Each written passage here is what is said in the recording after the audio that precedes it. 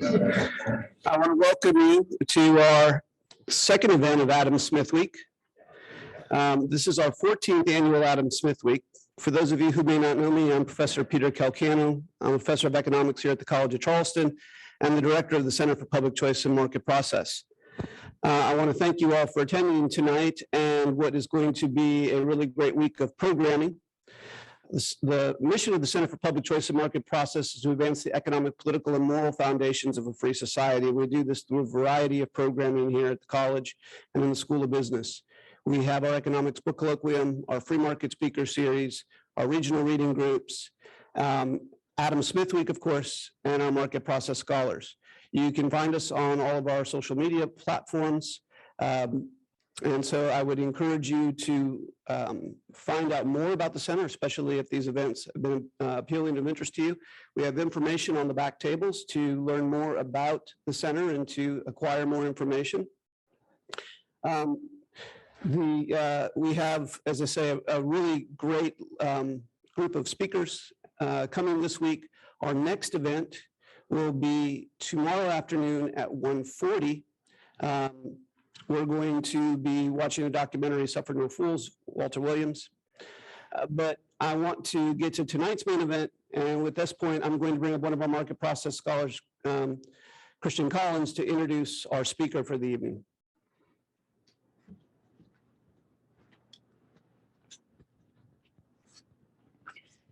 Good evening, everybody. My name is Christian Collins. I'm one of the market process scholars, and I have the pleasure of introducing Dr. Gary Hoover tonight. So Dr. Hoover, he earned a PhD in economics at Washington University. He is a professor of economics at Tulane University and serves as the executive director of the Murphy Institute. He has also served as co-chair of the American Economic Association Committee on the Status of Minority Groups in the Economics Profession since 2012. He's the current and founding editor of the Journal of Economics, Race and Policy, and also a fellow of the Center for Economic Studies, IFO Group, Munich. Dr. Hoover has previously served as the vice president of the Southern Economic Association, presidential associate professor and economics department chair at the University of Oklahoma, the William White McDonald Family Distinguished Faculty Fellow at the University of Alabama, and Assistant Dean for Faculty and Graduate Student Development in the Culverhouse College of Business Administration. His research generally focuses on the intersection of economics, race, and public policy, but specifically ethics in economics, public finance, and income distribution policy analysis. Please extend a warm welcome to Dr. Gary Hoover.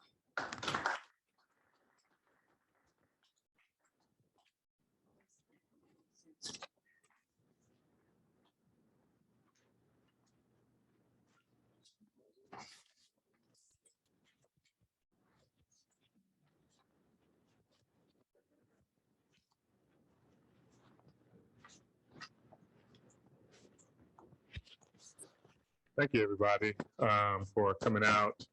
As I understand it, I'm competing against another event taking place on campus that's far more interesting. So anyone who came out to hear me, you must have not been able to get into the good event. So what I can almost assure you is that my remarks will take less time than that introduction did. So thank you very much for that very warm introduction. What I'm going to do tonight is just talk a little bit about some of the work I've been doing, some things I've been thinking about, and if any of you saw my Nobel Prize talk from last year, you'll find that a lot of this discussion is similar to that discussion that I gave to the committee last year. So to begin, what we know is that economic inequality has been on the rise across the globe. However, this isn't a new phenomenon. And in fact, in the last few decades, we've seen the pace of inequality actually accelerate. By some estimates, the richest 1% of the world's population has seen their share of global wealth increased from 28% to about 33%, while the poor 75% of the world's population has seen their share of global wealth remain constant at about 10%. We've also seen an increase in both in-country and between-country inequality.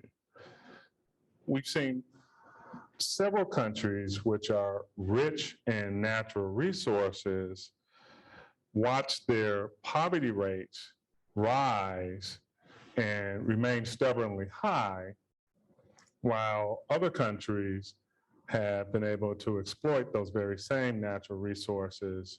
We've actually seen a widening or an expansion of that gap. Okay, so some of my colleagues have argued that this type of inequality is actually a good thing. They draw on the work of Simon Kuznets, among others, right? And with that work, they say that there's this positive relationship between economic prosperity or economic growth and some inequality. They argue that inequality, at least this type of inequality that you see, shows that there are first movers, that there are innovators, that there are risk takers who are taking risk to bring new products and services to market. And as a consequence of taking those risks and being innovators and moving first, that they should receive the lion's share of the benefits that come from those innovative first mover steps. But they go further than that. They say, look, eventually what's going to happen is that these innovative products and services are going to filter through the entire economy.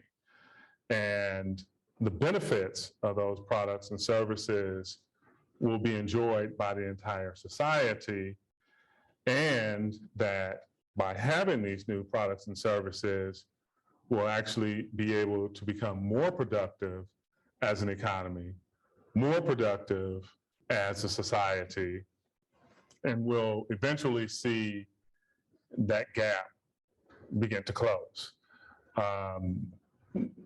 The most common refrain that you'll hear in this regard is that they'll say that a rising tide lifts all boats. But I think what some of my colleagues might be missing, or at least what I've been thinking about as it relates to inequality, is this simple question. What happens when inequality violates the social contract? Okay, so the next obvious question is, what do I mean by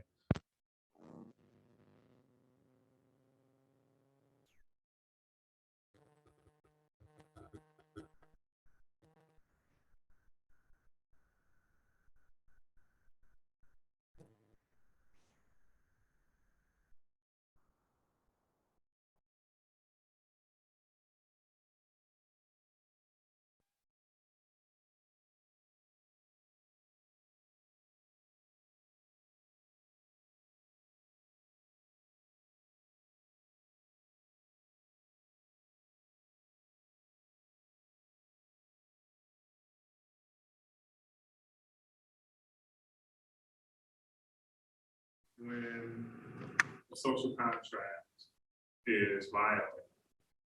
So what would be considered a violation of the social contract? For instance, let's say that we have a young Egyptian who gets a bachelor's degree, or maybe even goes on to get a master's degree, but finds themselves unable to get employment beyond driving and taxing, or some form of employment beneath their station that they fill. Among many other factors that cause what we termed the Arab Spring a decade ago, those people felt that they had followed the tenets of the social contract, but were left behind. And what my work has shown is that basically, when you're thinking about these types of issues, you've got these two groups. You've got what I termed as, what people would think about as the deserving versus the undeserving poor. And those individuals who follow the tenets of the social contract and find themselves on the outs feel that they are a part of the undeserving poor. And that is problematic. However, let's bring the discussion closer to home. Here in the US, we have free and compulsory education. And we state that anyone can take advantage of the educational opportunities available to them. And we'll even go so far as to say that anyone who doesn't take advantage of the educational opportunities available to him or her here, then that must be someone who is satisfied with their station in life or their rung on the economic ladder. In essence, what we're saying is that those individuals are a part of the deserving poor because they could have done more for themselves. However, I've been wondering and thinking about this. What do we say about a young person who has taken full advantage of all of the educational opportunities available to him or her, but then finds themselves woefully underprepared when they enter the workforce or when they enter the realm of higher education as compared to their peers, then we would think of that as being a violation of the social contract when quality of the schooling received is tied to the zip code where one receives it. That is what I would consider a violation of the social contract. We also say that to rise up the economic ladder, that we encourage innovation. We encourage risk-taking. We encourage entrepreneurial activities. However, what we know is that entrepreneurs need to have access to credit markets. Right? To be a successful entrepreneur, there needs to be access to capital. And by my definition, it's a violation of the social contract when access to capital or access to financing isn't equal. So that even the person with the most ardent and sincere entrepreneurial drive finds their efforts blunted by a lack of access to proper funding. You know, back in 1993, I was at WashU and I was taking a class with soon to be Nobel laureate Douglas North. And in fact, I was in class the day that it was announced that Dr. North won the Nobel Prize. Surprisingly to me was on the day it was announced that he won the Nobel Prize, he didn't cancel class.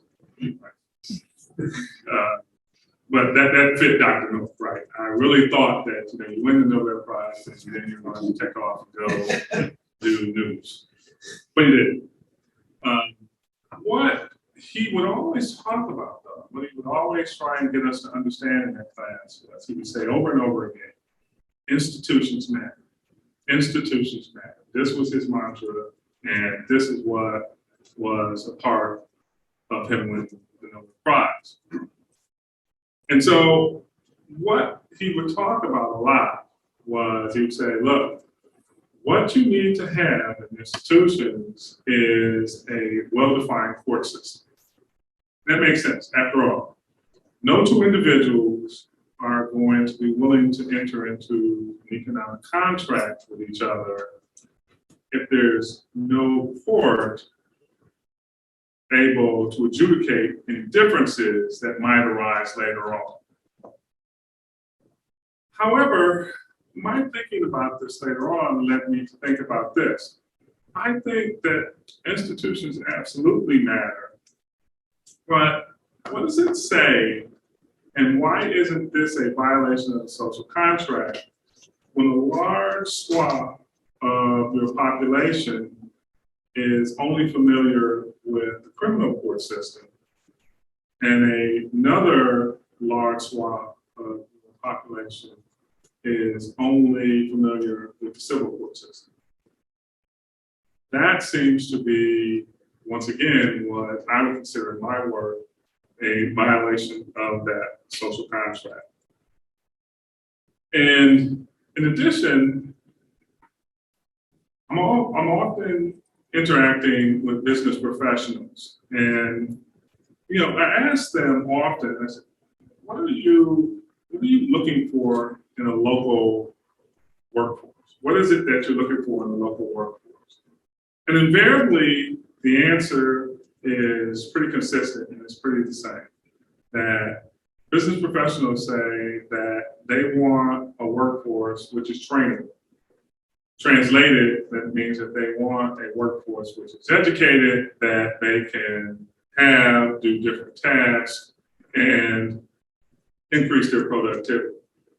But another thing that they ask for constantly is I need a workforce which is present and able to work, translating into days not missed. And what we know from previous research is one of the #1 causes of absenteeism from the workforce is health, right? And that health causes more absenteeism than other outcomes.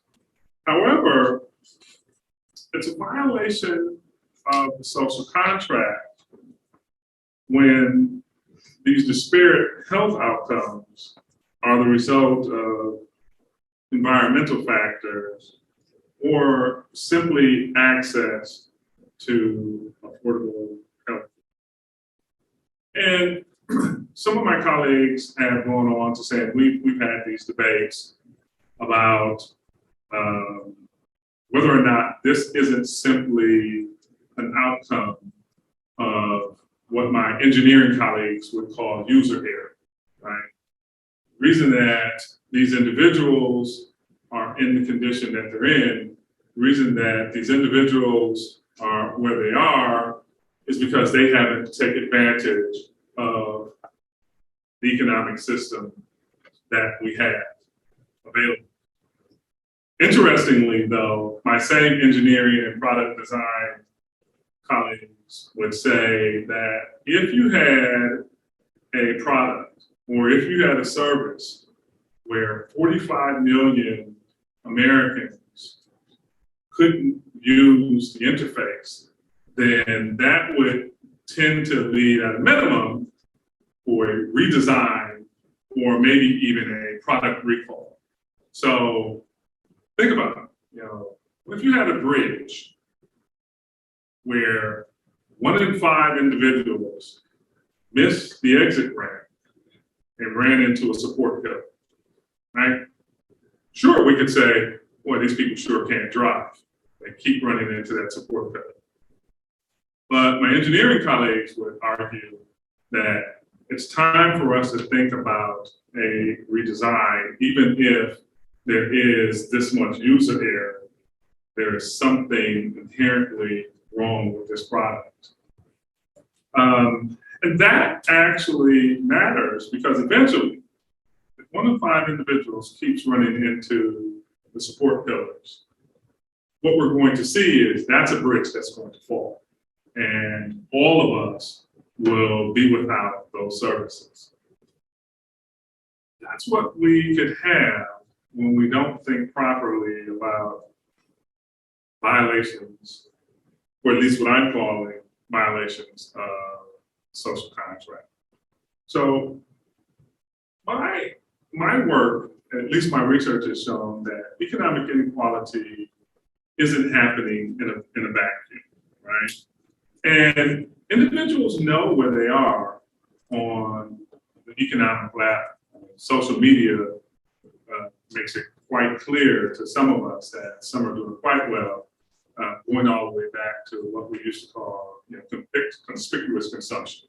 So you buy something and immediately it's on Instagram, Twitter, and Facebook, and everyone else knows what you have. But we do have a technical term for that. When individuals know where they are on the economic ladder, we call that social comparison. But in my work, I've done some work where we take that one step further and we call it envy. And we say that envy can be either benign or it can be malicious. So what do I mean by these terms? What do I mean by envy being benign? So benign envy occurs when individuals lower down on the income ladder, see their peers higher up on the income ladder, and they want to obviously assume a place on that rung. And they go about it through emulation. They say, I will watch what my peers above me have done. I will engage in those activities that will allow me to also occupy that rung on the economic ladder.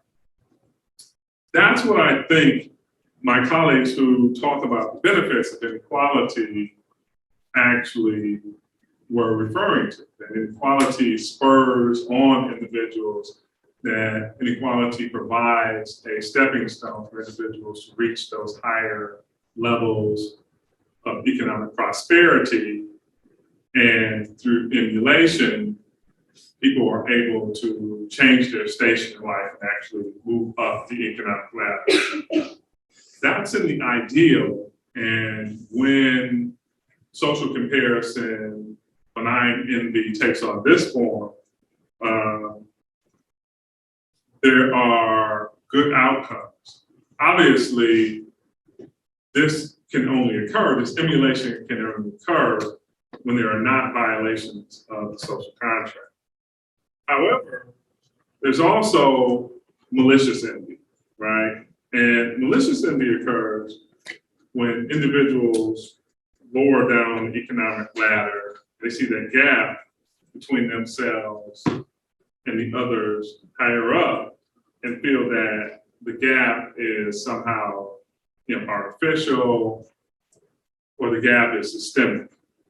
And I've actually studied this. I once did some research where in the lab, I took some individuals and I blindly meaning that they didn't know their status on the income ladder. I assigned them all the tasks. It was the same task. I assigned them all the same task. And I said, look, here's what happens. You engage in this task and your income or your wealth will be increased such that you will be better off than you were initially. And I found that individuals engaged in the task at about 75%, those who were successful at it, and that they were better off than they were initially. They were able to leave the lab with more funds than they started with. However, when I unblinded the test and I allowed individuals to see where they were on the income ladder, gave them the exact same task, which would have allowed them to still be better off than they were before. However, the only caveat, the only change, besides the experiment not being blinded, was that those individuals lower on the income ladder could never close the gap between them and the people above them. Now, clearly, they were going to be better off than they were initially, but they were never going to catch the individuals higher on the income ladder. What I found was that emulation was not what actually ended up happening. What actually ended up happening was this form of malicious envy I spoke to where the people lower down, their willingness to participate dropped dramatically down to about 24%. So they went from 75% participation when they were blinded, didn't know what it were, and were just given these tags. They dropped down to 24% once they realized that even though they would be better off than they were before, they would never be as well off as their peers. You know, you say, well, that makes no sense. And to some extent, I think that's human nature, right? And so, as some of you might know, I'm a distance runner. And as some of you may know, I'm a very slow distance runner. And, you know, I've heard it all before. You're racing against yourself. You're racing against the clock. It's all about beating your time. It's all about, look, you're not going to, you want to do this thing to improve upon yourself. But I can tell you, every time someone comes running past me, right, which is going to happen because I'm slow, my first instinct is emulation. One runs past me, let me see if I can keep up with this. This is the person I shall use as my rabbit, and this is my new pace. But of course, given that I'm slow, it won't take long before the gap is widening between me and them. And now I know that I can't catch them. My next instinct is to look for a stick to throw at them. Except that by that point, I'm so tired that I know that if I stop, I'll never get going again. So someone takes off and passes me again.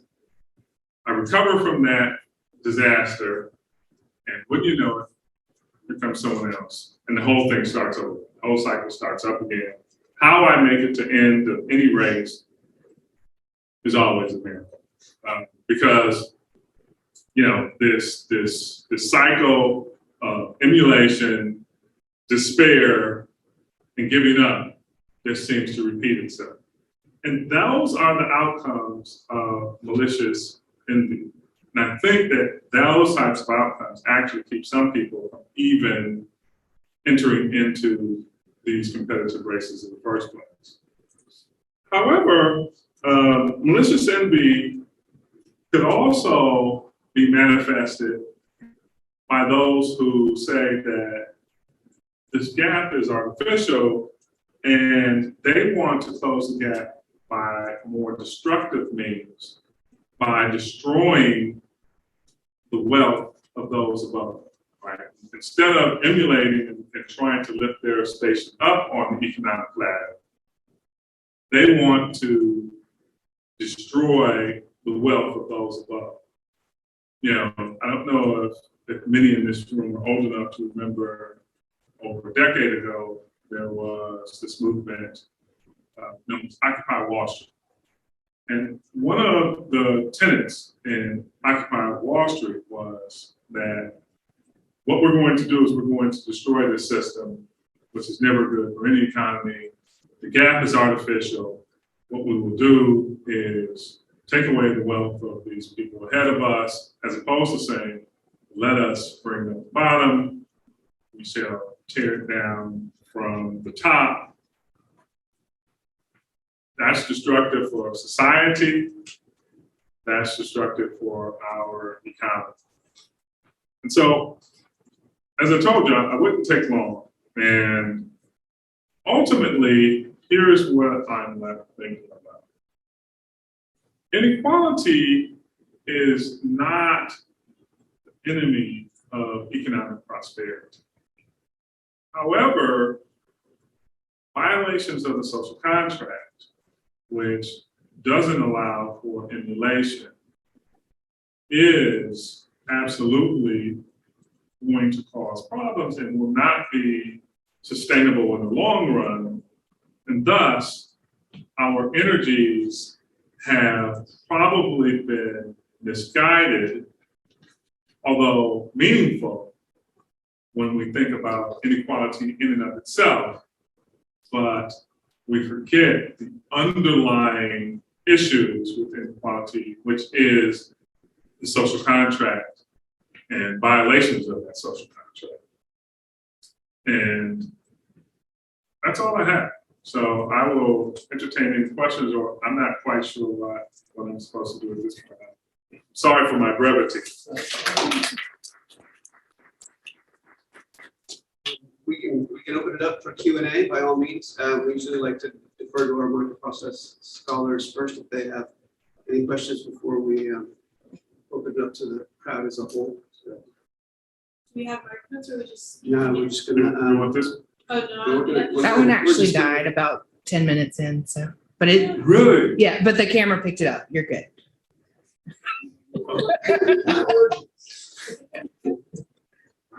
Sorry. Our I have no problem. our 10 viewers online let me know very quickly that they couldn't hear you.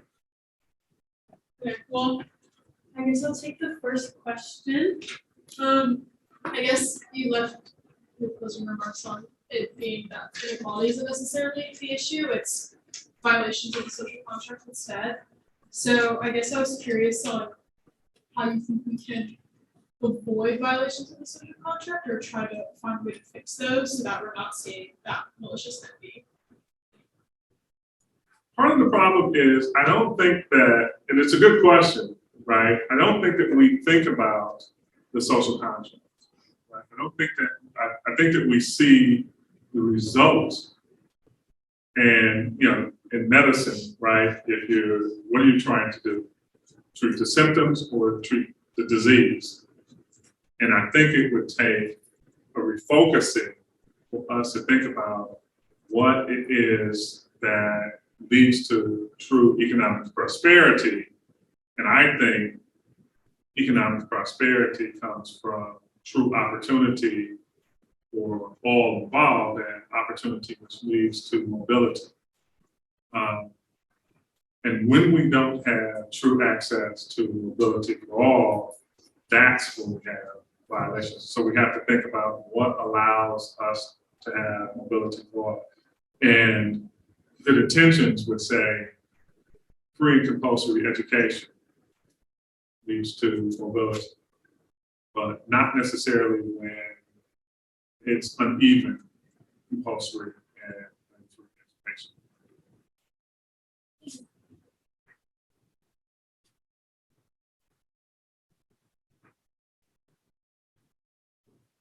So thanks for that.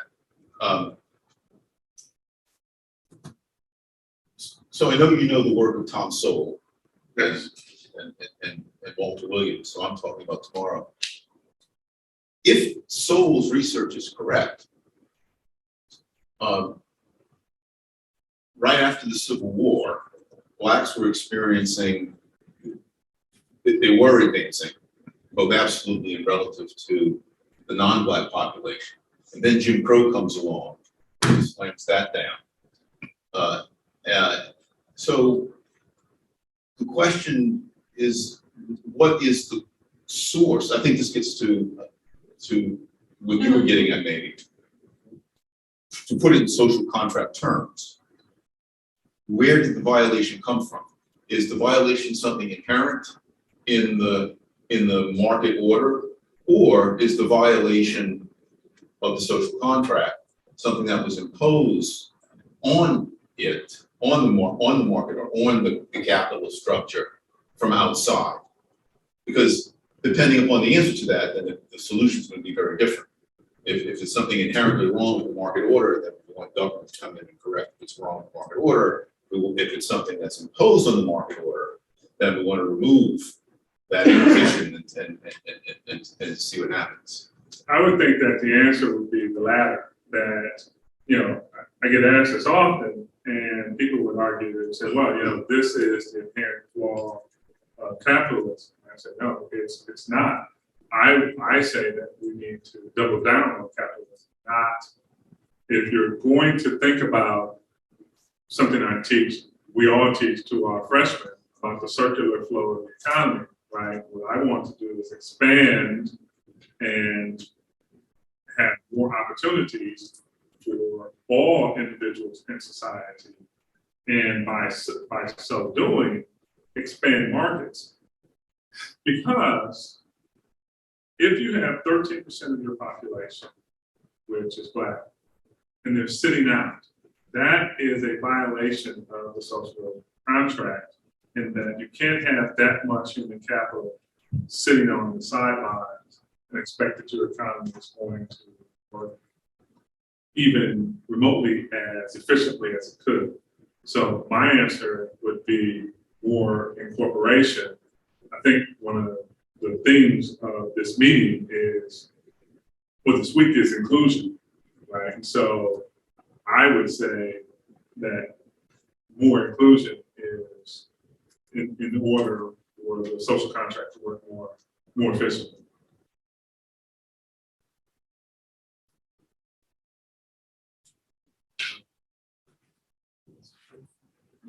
My question is, what do you do if the social contract itself is contradictory? So I'll give you an example. We argue about inheritance taxes, and there's a tension there, right?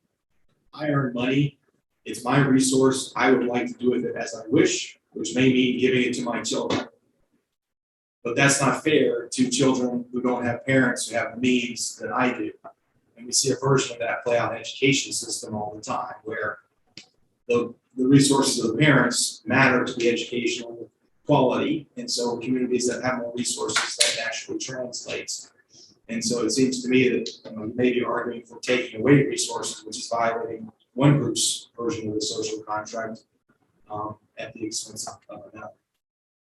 I would argue no. I'm not at all in favor of necessarily redistributive exercises. That what I would say is that there's been some loss in intergenerational transfers at the lower edge of the income distribution, which has affected our ability to have equality at the base, not at the top. And so I don't see that as being contradictory. Maybe I'm not answering the question you're asking. Could you clarify? Well, I am thinking in terms of intergenerational wealth. So, we have, if you're below a certain income, right, it is actually to your advantage to get rid of your intergenerational wealth so as to maintain a particular level of well-being. So, for example, late middle age, going into your retirement, it may make sense to liquidate your assets so you can qualify for subsidized health care, for example. That doesn't seem to be an incentive we necessarily want to have, but it's also part of our social contract. I think, well, my thinking is the violation of the social contract happens is that the socialized healthcare is not even in itself.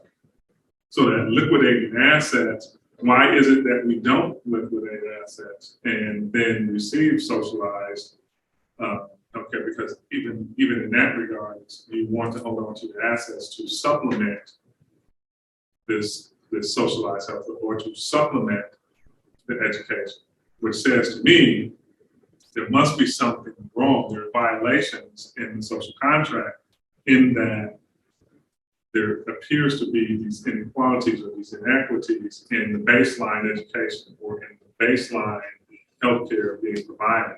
That to me seems to be where the violation is occurring.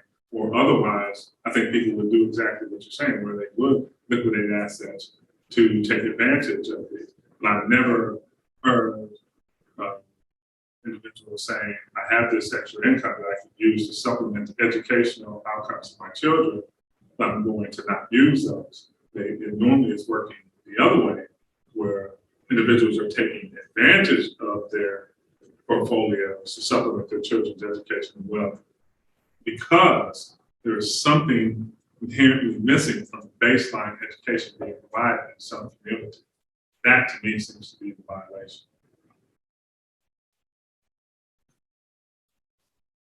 Yeah, this one thing fascinating approach is, well, what do you do when there was past violations of social contract that, you know, because a lot of times economic development is happening. And so, you know, what path you started on, a lot of times determines where you end up. And in some cases, people end up in better places because of location where they're born, as opposed to other locations. I mean, so is there a way to catch up, I guess, in this approach? That's a difficult question, and I wish I had an absolute definitive answer for you. And because it's not the first time that's come up. Some of my colleagues have come up with suggestions, and I don't know in practice whether or not they would be practical and actually work. For instance, I have a colleague at Duke University who wants to promote this idea of a universal baby bond, where despite wherever you were, wherever your station was on the economic ladder at birth, instead of being provided with some type of, you know, other social assistance, I put some funds into trust for you. You become 18, 21, whatever the legal age is. The proceeds of that are given to you that then you can use to go towards college, that you can use to become an entrepreneur, to open up your own business, that you can use, and that puts you on the path to your own independence, perhaps. I'm not saying that I'm a proponent of this approach, but if it is true that this is something that Walter Williams and I will go back and forth on, was if it is true that it was that competition actually drives the market, which I'm a proponent of. If we allowed others who had been historically kept out of those markets to compete, that we would see even more competition happening, which would lead to more economic prosperity for all. I'm not sure if the approach worked, but that's one of the ideas that's been put forward.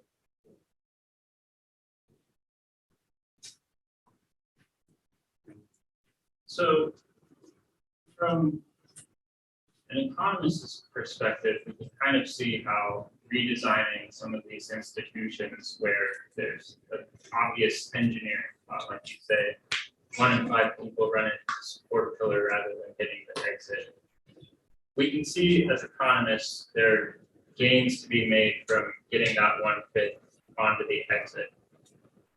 The issue I'm sort of struggling with is when the builders of those institutions, you know, they're part of some sort of power conglomerate. I'm thinking of, you know, Holcomb's book on political capitalism. Sure. When the people who are in charge of designing institutions are also actively benefiting from, you know, their dysfunction, what's the incentive there to actually change the institution, get rid of, you know, the violation of the social contract when it actively benefits the people who are in charge of designing said institutions?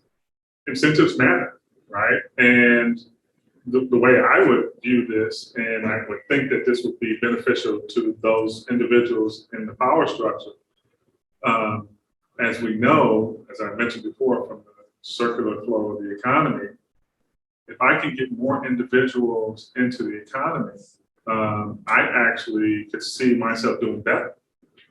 For instance, I think part of the argument that I've heard in this regard is we got this pie, these individuals are taking an outsized slice of the pie. If we redesign the system, then they would get a smaller slice. But how about this? How about from this redesign, we actually end up with a bigger pie? no one said that the size of the pie had to be fixed so that economic prosperity from non-violations of the social contract ended up giving us a larger pie. So those individuals that you spoke of might have a smaller slice of a larger pie and be even better off. That would be the incentive I would see to have them want to do the redesign, because now I can say to those individuals, you'll be, by making me better off, if it is true that a rising tide lifts all boats, then by lifting my boat a bit, inherently your boat's going to be lifted even more. Not that my lifting will come at the expense of yours, that yours will rise with mine.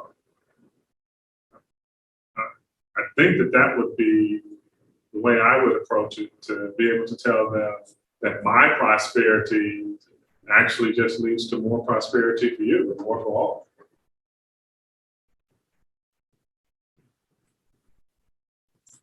A different line of questioning, and that was related more to how economic disparity can differ by geography. Here in the peninsula and Charleston area, we see a great deal of economic disparity, the difference between 1% and the rest of the society. Have you done any research, or are you aware of any research streams where that is looked at on a geographic basis by MSAs or different parts of the country? I haven't. I know that the work is being done locally, but it's sort of hard. I would think, and this is just me speaking off the top of my head, given that we're all in the same country, so the same institutional structure, although there is some state variation, you know, the overall institutions of this country are uniform across. So I don't know if you could get the variation on that you're actually looking for. But that's just me thinking out loud. I know that type of work is being done. It would be better if we could do it at the state level with simple outcomes that didn't involve federal variables being included, or that we could hold constant.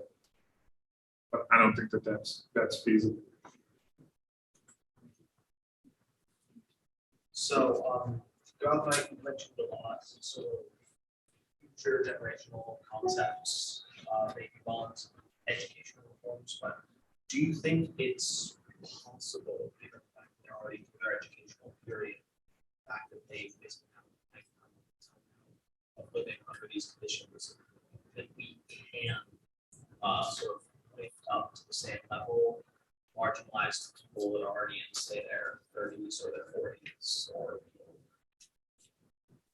Yes, I think so. I guess that might just be the optimist in me. For instance, I'll relate to you just a personal story about myself. So I grew up with a single mother who would work one or two, or sometimes three jobs, because she didn't. My father had only gone as far as the 9th grade, and my mother had only finished high school as an adult. However, and her thing to me was that if you just work hard, right, you're going to get ahead. And I wondered about that. That's how I ended up in economics in the first place, because if working hard made people wealthy, and my mother should have been a billionaire, right? She should have been a trillionaire. She worked that hard. However, what watching her do that instilled in me, right, this idea that, hey, work hard and achieve some type of educational attainment, and this is the missing link.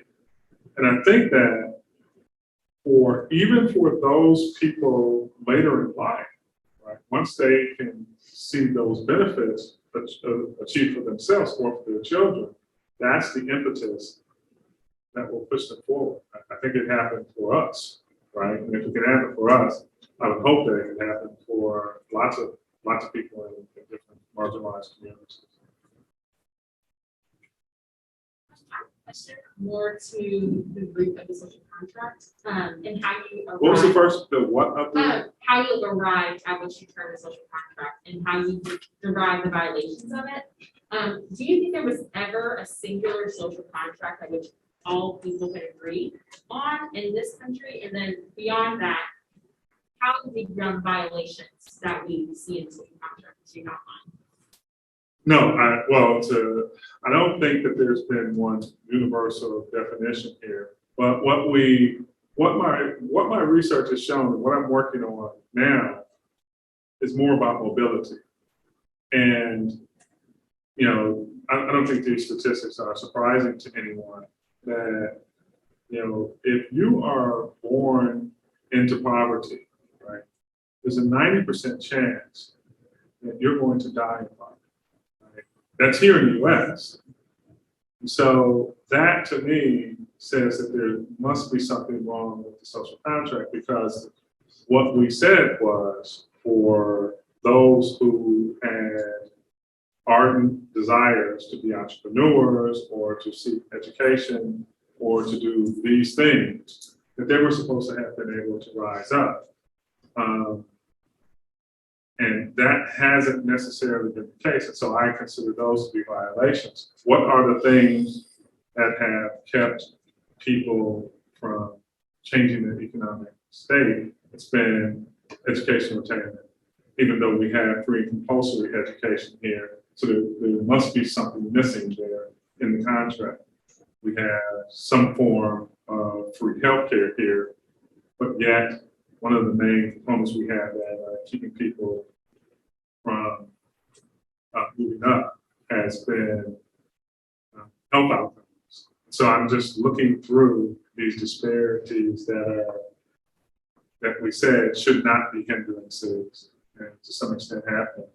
Now, some of my colleagues would argue, once again, going back to what I said earlier, many of my colleagues would argue that that's just user error, right? That they haven't taken advantage. And then that's why I made the statement that if that's true, that if that is just user error, we've got 45 million people who don't know how to use a product. It's time to probably think about it. That's a lot of user error. So I think that this social contract term, which I'm terming that social contracts, must be violated. Somewhere in there must be a violation taking place. Because otherwise, that's a lot of user error. But we can quickly write it off as we just say it's user error. But 45 million, that's a lot. That would be troubling. And any product or service that you put out, I think that would call for recall. Take prerogative here. So you start off talking about economic inequality or inequality, which is something we talk a lot about. And there's different kinds of it. And you've said this a few times, so I want to sort of tease this out of what you're saying. Is the issue really one of inequality, or is the issue one of mobility? Because I think a lot of times we talk about inequality and disparities, when really what we should be talking about is to what degree do we have mobility, right? So to what degree can we have individuals who can move up and down those ladders in a way that makes sense without impediment or minimal impediments, right? And so to what degree should we really be talking about economic mobility versus issues of inequality? And then what that comes out to be in terms of the social contract strikes me, the way you're saying it is equality of opportunity, right? As opposed to the sort of equality of outcome that we sometimes like to talk about. So if we have those things, right, if we want mobility and we want equality of opportunity, to what degree in terms of violating the social contract do you think the state, the government helps to improve those things we want of economic mobility and equality of opportunity, and to what degree does it put hurdles or the thing that actually violates the social contract? Well, to answer the first part of your question, yes, I think the problem is one of mobility, right? And so that in any distribution, you know, and I'm working with a mathematician on exactly this problem now, to where if you took a normal distribution and what you allowed was the lowest 20% of the tail to be stagnant, not be able to move, over time, over iterations, right, what you would find is that eventually a normal distribution is going to morph into something like what we see now, because that tail seems to be stuck. So we have to have a way of moving that tail. It doesn't have to be uniform in that, you know, we don't want this, we actually don't want a normal distribution here, we want something else. But this distribution is uneven. So there needs to be a level of mobility. To that end, I think the government is already doing things such as free and compulsory education. We already have healthcare, we already have Medicaid and Medicare. I think the violations come in that I'm not asking us to do more. I don't want another government program. I don't want another government intervention. That's what free and compulsory education is here for in the first place, right? We already have a government intervention.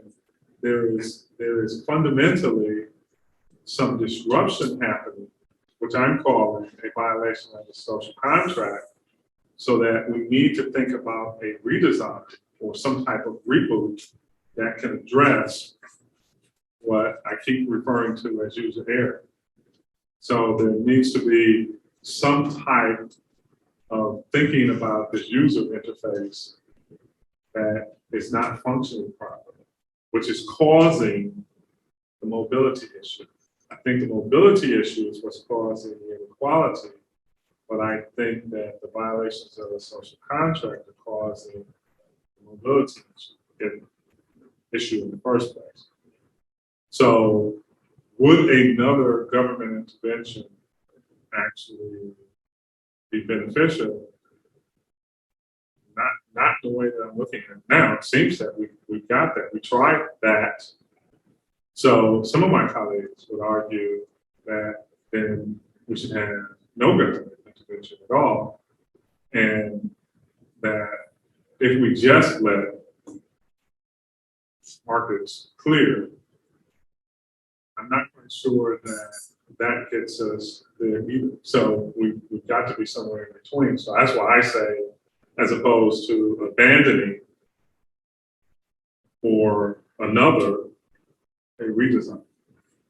That's where I would put it.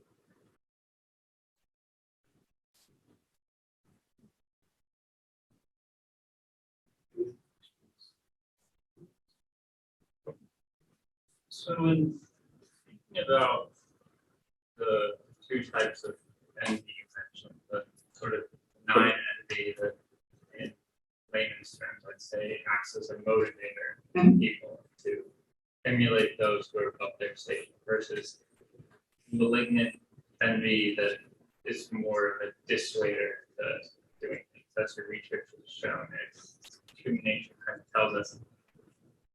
To what extent would you be comfortable like associating that with some form of rational ignorance?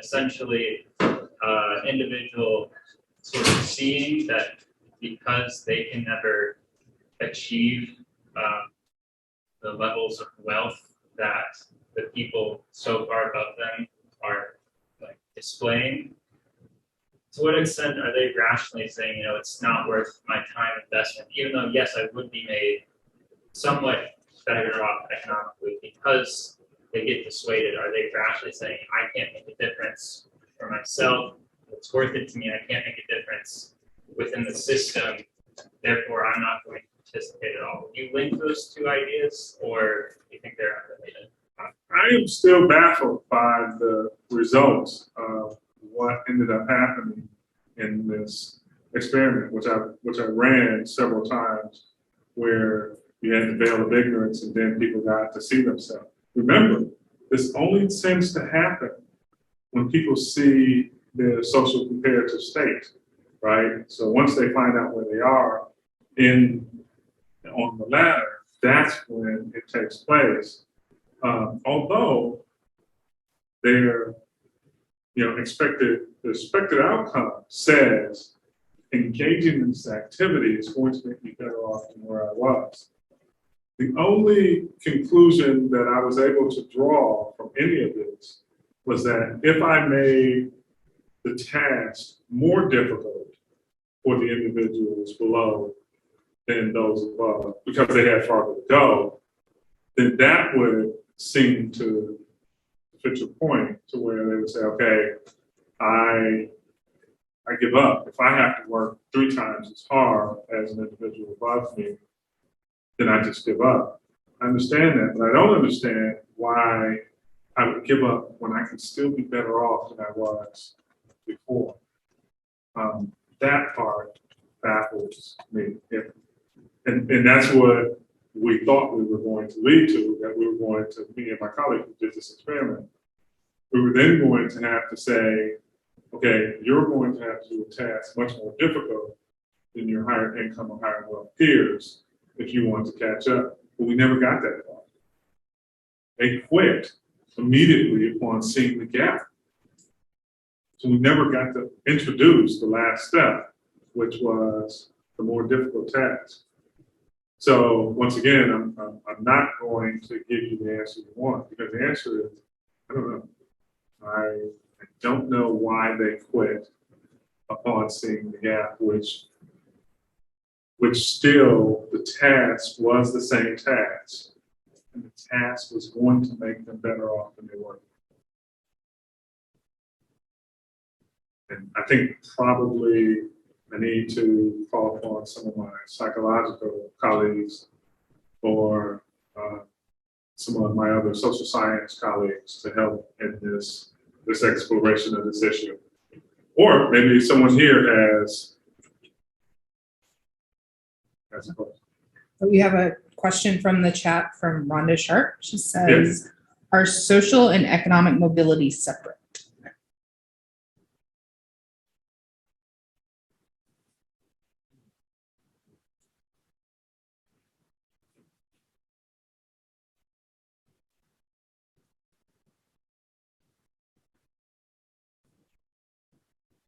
That's a great question.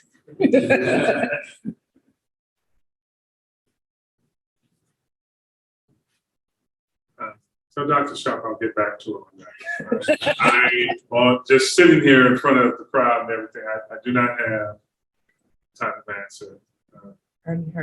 Can you have social mobility with economic mobility? We define these terms, these differences. Right. Once again, can you have social mobility without economic mobility? Well, I would say that one, yes. Right? So my social standing, could be improved within. I could be seen as a pillar of society, not necessarily be higher up on the income ladder. Right? If you think about individuals, they could be viewed as being very well thought of in society and not necessarily be wealthy or have higher income. So that question I can answer. And don't take any more questions.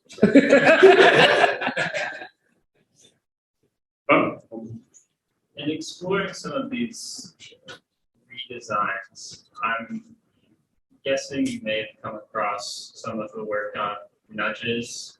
Absolutely. Yeah. Do you think that, obviously not generating new government agencies and not doing away with government agencies, but finding redesigns that include nudges for things like making retirement saving more compulsory or some of these other nudges? Is that sort of like the main mechanism you're exploring for these systematic redesigns, or is there some other mechanism that you think is also promising? Well, nudges, I think, show promise on what I've seen is on a micro scale, they've been promising. The question is, how scalable are they to, national scale, state and national scales? That's why I would be concerned about how scalable they are. But people are thinking in that direction. I think we've gotten to the end of our time. I want to thank Dr. Hoover, right, and thank you all for coming out tonight. As I mentioned to, please, if you're interested in learning more about the center, there's information over here on the table. The schedule of events can be found at go.cfc.edu/ASW. Our next event, though, is tomorrow afternoon at 1:40. We're going to be screening the documentary about Walter Williams, Suffer No Fools. And Dr. Don Madro will be here to offer some commentary. And then we have an evening program at 6 o'clock. Both of those events will be here in Wells Fargo Auditorium. So I encourage you to come out for more of those events. And thank you for coming out tonight. Thank you.